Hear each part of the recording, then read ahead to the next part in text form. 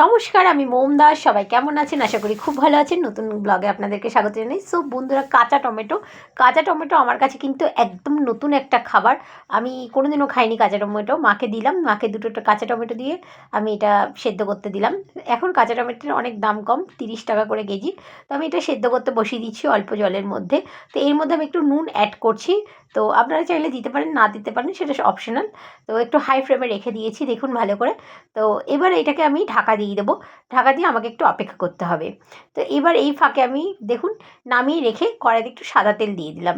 সাদা তেল দিয়ে এর মধ্যে আমি একটু ভেজে নেবো হচ্ছে রসুন আর পেঁয়াজ। আমি অনেকটাই রসুন নিয়েছি। এই রসুনগুলো আমার নিয়েছিল 500 গ্রামের ওপর। এটা রয়েছে 520 গ্রাম। এই তা এটার দাম নিয়েছে 20 টাকা। আর এটা দেখুন পেঁয়াজ আর রসুন দিয়ে দিলাম। দিয়ে একটু ভালো করে নাড়াচাড়া করে নিচ্ছি। আমি পুরোটাই সাদা তেলেই রান্না করেছি। আর এখানে শুকনো লঙ্কা একটু বেশি করে দিয়ে দিলাম। ভর্তা কিন্তু শীতকালে খেতে অসম্ভব লাগে, পুরো জমে যায় খাবারটা। তো যাই হোক, ভালো করে এর মধ্যে দিয়ে দিচ্ছি একটুখানি লবণ। আমার মনে হলো একটু লবণ অ্যাড করতে হবে, কারণ কাঁচা টমেটো কিন্তু একটু টক থাকে। তো এর মধ্যে দিয়ে দিচ্ছি একটু হলুদ। তো একটু দেখুন ভালো করে একটু নাড়াচাড়া করে নিচ্ছি। এই দেখুন ভালো করে নাড়াচাড়া করে নিলাম। এবার নাড়াচাড়া করে এটাকে একটু ঠান্ডা করেছি।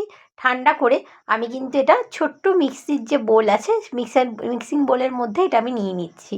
তো সবটা যখন আমার নেওয়া কমপ্লিট হয়ে গেল, এবার এই যে সেদ্ধ করে রেখেছিলাম যে টমেটোগুলো, এগুলো আমি কিন্তু দিয়ে দিচ্ছি একে একে। তো এইগুলো কিন্তু ঠান্ডা করে নেবেন, ঠান্ডা না করলে মিক্সিং জারে দেবেন না। তো এবার দেওয়ার পরে আমার এখানে 4টে টমেটোই দিয়ে দিয়েছি, মানে টুকরো 2টো টমেটো জল ঢেলে দিয়েছি। এবার এটাকে পিষে নেওয়ার পালা। এই যে পেষা কমপ্লিট হয়ে গেছে আমার, এই দেখুন ঠিক এই ব্যাপারটা এসে গেছে। এবার আমাকে কী করতে হবে, কড়াইতে আমি সেই একই তেলের মধ্যেই, যেটাতে আমি পেঁয়াজ আর রসুন ভেজেছিলাম, লঙ্কা ভেজেছিলাম, সেটার মধ্যেই দিয়ে দিলাম আমি। দিয়ে একটুখানি ভালো করে নাড়াচাড়া করে নেব। যতক্ষণ নাড়াচাড়া করছি দেখতে থাকুন। যদি ভিডিওটা ভালো লাগে লাইক কমেন্ট শেয়ার করে দেবেন। আর এই ব্যাপারটা ঠিক চলে আসবে, থকথকে ব্যাপারটা। এইবার গরম গরম দিয়ে দিন।